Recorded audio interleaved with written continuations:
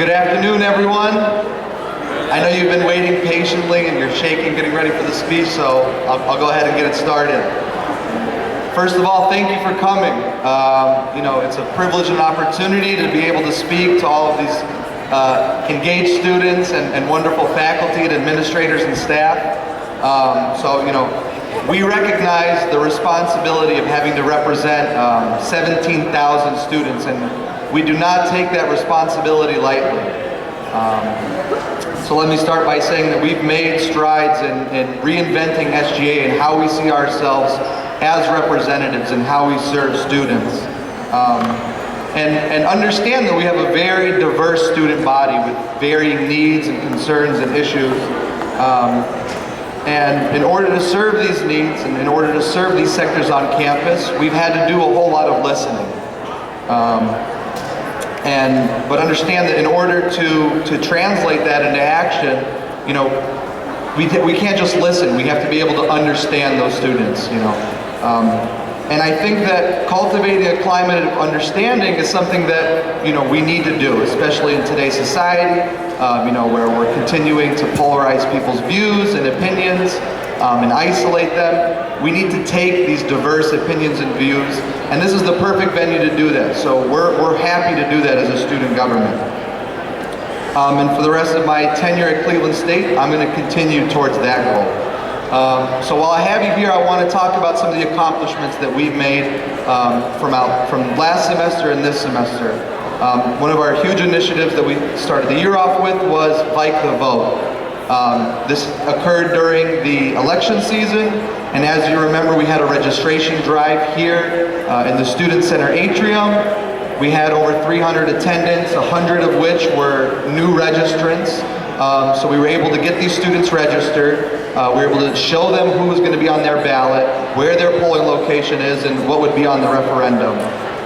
So it's important that we're getting students civically engaged Vikings. And then we also had a watch party here in Chili's. And it was the most packed I've ever seen Chili's after hours. It was packed out, like 5 or 6 as many people that you have here today. And it was a respectful conversation, which is important for us to have and which I like to see on a college campus. And we want to continue having those events. We want people, engaging in that dialogue. And then we concluded Bike the Vote with Stroll to the Poll. We didn't get as many people as we like, but every vote counts. Every time someone gets engaged, that's important. So we had myself, a few other SGA members. Alpha Phi Alpha was strolling. They strolled all the way from here to East 30th and Euclid to the Board of Elections, so that was cool. The second big initiative that we realized last semester was our faculty course evaluation rollout. So this has been an initiative that we've worked on for the last 3 years. So those forms that you fill out at the end of every semester for your professors, that data wasn't being utilized properly. It wasn't being utilized at all, we didn't think. So now that data is available online and students can actually see those evaluation results. And we believe that promotes transparency and it provides data so that we can ensure a quality education. Also another example of the administration and faculty being receptive to some of our wants and desires. So, kind of just highlighting the power that we have in student government. And then the other large thing from last semester was late night study. As you may or may not remember, the entirety of last year the library was open until midnight. This year it's only open until 10. Because we're trying to weigh the costs of making these resources available to students and how students actually utilize them. We absolutely want to give students the opportunity to study late night, whether that's in the library or that's in a different department. So we're continuing to find innovative ways to meet that need. In the fall semester, we kept the library open for the last 2 weeks, open until 2 a.m., the week prior to and the week of finals. That's something we want to continue to do, but we found that last semester, the week before finals, it was used very sparingly. So it's looking like we're going to keep the library open till midnight the week prior to finals, and still open until 2 a.m. The week of finals. And that's staffed by volunteership of SGA. Our SGA members actually spend hours behind the desk signing students in, and that's one of the ways we cut costs and we make that resource available to students. And you know, there's a few departments on campus that I'd like to acknowledge because they provided food and nourishment and coffee for those tired students. They kept them going through the late night hours. The President's Office, you know, graciously sponsored tonight. Student Life sponsored tonight, as well as athletics. So thank you to those departments for doing that. Now I'd like to shift over into what we've been working on and what we're still working on, and the goals that we'd like to see in the upcoming semester and succeeding years. So textbook affordability is a huge thing that we focus on as an SGA because we understand the cost as students. Every faculty senate meeting, they've brought textbook affordability to the table. So the university has been extremely receptive with regards to textbooks costs. Who in here has spent over $200 on textbooks? Look at all those hands. Okay? We think, or we believe, that there are ways to decrease those costs. We want to make the college experience affordable. So let me talk to you about how we plan on doing that and what we've already implemented to make that possible. We've worked with the library and Dr. Thornton in the library in providing small grants to professors to utilize open access material. And so what is open access material? You can find online partially, not complete textbooks, but almost fully there. There's online research material that, we provided these grants for professors to put the extra time together to fill in the blanks, to give students the resources online. And we actually save students an upwards of $60,000 just on cutting the cost of calculus textbooks. So that's something I think that we can continue to do. The library has also provided students with e-textbooks. There's over 40 classes in which you can get your textbook online. That cost is shifted from the students to the library. So the university is actually providing you with that expense. And we found, up until yesterday, there were almost 3,000 uses of these online textbooks. So we want to continue to do that. And then the other thing we're working on is a textbook sharing initiative or a textbook collection drive. So what we've done is set up a box, a donation box, where students can actually donate their textbooks. And then we gift those textbooks to the library, and then students can use them in perpetuity or until they get the next edition. So instead of buying your $100 textbook that you would return, for an Arby's coupon, you can actually give that to a student, and they're going to use it, in following years. So the next thing we're working on is our sustainability initiative. We put out a survey a couple weeks ago with the help of Amelia Stankovic. Do you want to stand up so we can acknowledge you? She was very helpful in, a few minutes ago. She was very helpful in putting this survey together with the Director of Sustainability. Her name is Jennifer McMillan. If you have yet to meet her, this is a new position, and this shows that CSU is committed to addressing sustainability on campus. And what we found so far is that the overwhelming majority of students would like to see an increase in sustainability initiatives. They want to see more green on campus.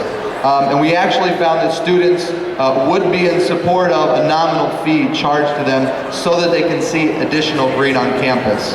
And we're still continuing to collect that information from students. So if you do have an opinion on the environment, we welcome your voice. We want to hear what green initiatives you want to see, what implementations of sustainability you want to see, whether that's solar panels on the top of every building, or better waste management, an area where you can clearly see how you can recycle. those are the things that we want to work on. And so the other thing, an additional thing that we worked on this semester, we hosted a couple town halls. And one of those town halls we had was on the immigration ban, because we have a large immigrant population here at Cleveland State, and we wanted our students to understand that reality. What were the technicalities, and how did they feel about that ban? And Senator Foja, if you want to stand up, Mohammed Foja, and Harlan Smith in the Center for International Service and Programs was extremely helpful in that effort. So we thank the world for that. And it's important that we're having those conversations, because that's what we do at a university. Where else do you have the opportunity to have deliberation on a difference of opinion? That's what we want to have here, and that's what we were able to do through these town halls, and we want to continue to have those town halls. So if you think that there is an issue on campus that ought to be widely discussed, bring that to our table, and we will provide that venue for you. Another thing that we are working on, that we're excited, extremely excited actually, is working on freshman retention. So, we understand the reality that there are a lot of freshmen that actually drop out after their first year or after their first semester. So one of the ways that we want to address this is by creating a mentorship program where students can actually essentially do an internship or a co-op program and serve as a mentor in ASC 101 classes. Has everyone taken ASC 101 in here? Raise your hand if you haven't taken ASC 101 or have taken ASC 101. Look at all those hands. Huge hands. So essentially what that mentor will do is, explain to them what resources students have at their disposal. Give them a student perspective about, what did I want to know when I was a freshman? And we believe this program, number one, will help those freshman students. And number two, it's going to provide an opportunity for students to act as leaders. You're actually going to get a certificate from it, and you'll be able to put that on your transcript and say that you have this leadership peer mentor certificate. So another way we're working with students. We've been working with Dr. Makesons. If you don't know Dr. Makesons, you got to get to know Dr. Makeson, because he's the man with the plan. And additionally been very receptive to everything we brought to the table. Can't stress that enough, how receptive the university is to what students want to do. So, remember, students have a lot of power in our hands. This is our university, so we act as that venue. We act as that platform between students, administration, and faculty. And at the end of the day, Cleveland State absolutely wants to help students. And so, the last thing is, from the executive standpoint of what we're working on, are our efforts in Columbus, lobbying for students at the state level.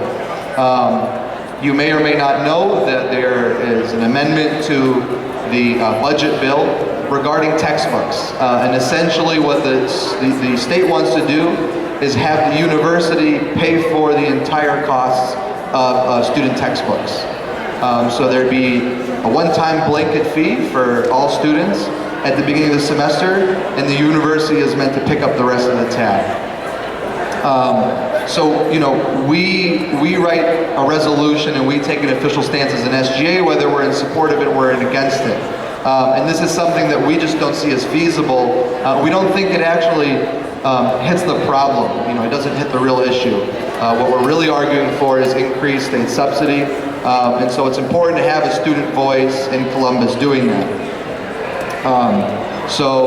Later in April, a few SGA representatives will actually be in Columbus testifying in front of the state on behalf of students. So not only are we representing you here at Cleveland State, we're in Columbus, trying to make sure that we have the best possible student outcomes. We're students just like you are, so we want the best, exactly what we would have wanted, so that's important to us. And so now I'd like to highlight some of the senator projects, some of the projects that our senators have been working on. I can't begin to brag enough about how dedicated and how engaged these senators are. You know, they literally take time out of their day and out of their week, take time away from studying to commit to making better student outcomes here at Cleveland State, making the experience the best possible experience. So I want to highlight some of those initiatives. About a month and a half ago, we had a housing fair that was hosted by Senator Cameron Caputi and Senator Martin Barnard. Would you stand up, you two? So essentially what they wanted to do was give students the full outlay of their options as far as living on campus, living in the surrounding community. So we had CSU housing here. We had other surrounding apartments, you know, set up tables and explain to them what their full options were. Because that's, you know, we want students to engage in the downtown area. We want them to have every resource at their disposal. So we were happy to do that. Is Dan Pichetti here? Okay, I don't see Dan. But we have donation boxes that we set up in Fenn Tower and in Euclid Commons. And essentially what that does is allow students to donate their gently used clothes, their gently used furniture, or those canned goods and non-perishable items to donate. And you'd be surprised how much stuff we actually donate. We had 2 boxes taller than I am, you know, flowing over the top with furniture, clothes, and food. And then we donate that food to Salvation Army, Habitat for Humanity, as well as Lift Up Bikes. So we're actually supporting students, you know, through that effort as well. Senator Ashley Medina is working on giving students tutoring options in the College of Liberal Arts and Social Sciences. And you know, she's been working closely with Dean Sadlick towards that goal. And so the rationale behind that one is, you know, a lot of these math classes, a lot of these science classes have tutoring options, and you know, not so much for class. And so what she's proposing is that students in those actual classes can serve as a mentor, serve as a tutor, you know, those ones that excel, those ones that had recently taken that class. Because, you know, some students are requesting that, you know, they want help in those classes, they want a little bit of guidance, and it always helps to have that peer-to-peer relationship. Senator John Soak and Senator Gabby Svengros are working on a test prep guide section in the library. So you may or may know that the library currently has a section that is devoted entirely to test prep materials, GRE, MCAT, LSAT, what's the one for business? GMAT. GMAT, thank you. And so we're looking to expanding that resource and making sure students know about that, because that is important. If you don't know, the LSAT material is actually in the law school. So if you're looking to study for the LSAT, make sure you go to the law school, not our library. So we're working on making that available to students. Senator Rachel Isofano, you want to stand up, has been very helpful with the textbook drive. She made some cool flyers that you're going to start seeing around campus. And you know, we're going to work towards having boxes in different locations around campus, but it also is important that those boxes are strategically located, because in the past, students are known to steal books from those donation boxes and then sell them. So our location in the SGA office is very secure. So if you want to donate your boxes there, you can do so. Senator Shamia Shaheen, you want to stand here around, was very helpful in the effort for Bike the Vote. It was actually her idea entirely to have the debate watch party there. She's also working on creating a late night survey to figure out, you know, where do students want to study, because we're exploring the potential possibility of doing a late night study in the student center. You know, is that something that appeals to students? You know, so long as that we can provide the same resources that the library provides, computers, a quiet area, a collaborative workspace, you know, will students, you know, be able to transition from studying the library to the student center? We'll find out. I spoke on Senator Foja earlier. You know, he's done a great job in representing graduate international students. You know, and that is a very important sector of campus. And in the past, we haven't dedicated a position in SGA for that specific purpose, but that's something that, you know, we've shifted over to do, and something that how we're reinventing our own image. Senator Erica Betterson has been working to collect donations for Lift Up Bikes. We actually went down to Lift Up Bikes, what was it, last Friday, and we donated 8 boxes of bread. Senator Betterson always has bread on deck. And Lift Up Bikes has been amazing. And we want to continue to support them and continue to give resources to students. You know, we have a different population here at Cleveland State. And a lot of our students are low income. A lot of our students do struggle to get meals. And we recognize that, and we want to be able to give them, you know, the nourishment. You know how you felt when you're hungry, even for a couple of hours. You know, imagine going, you know, multiple hours or days, you know, being hungry. So, you know, we're absolutely grateful that Cleveland State has provided that resource for those students. Senator Austin Williams, I don't know if he's here, but he is working with towards getting health and science volunteer opportunities and internships. That project is in its inception, so we're going to continue to work towards that. Senator Rashida Najib is working on a student discount card. So essentially, you know, we use our buying power here at Cleveland State. Stand up. There you go, Rashida. So essentially what we do is use our buying power to get discounts at local establishments, local eateries. This is something that BG, Toledo, Ohio State does. So, you know, we're going to work towards something like that. And then lastly, I have Senator Isan Taya. What he did was get students signed up for Cleveland Winter Edition. We had some of the best employers in the world, or in the nation.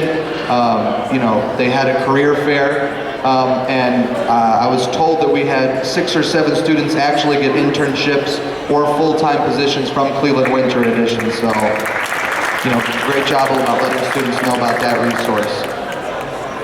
So I don't have anything else specific to speak on, but again, I just wanted to highlight our job as representatives is to cultivate the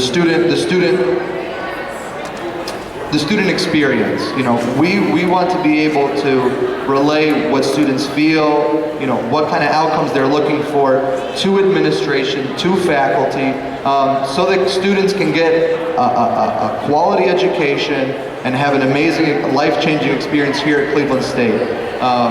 Cleveland State has been able to give me that opportunity, and I'm eternally grateful for that. So I want to be sure that students have that same experience and have that same opportunity.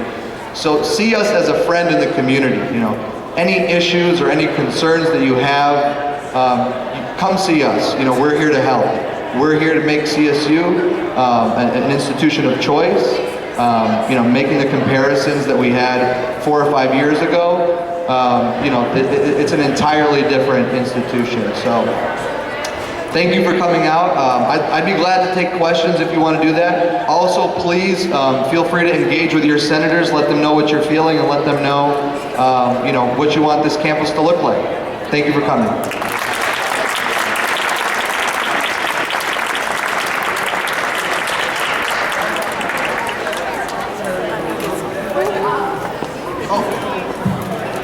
Our office is located next to the cafeteria on the 2nd floor. Come find us in there. It's not a fishbowl. It's a swimming pool.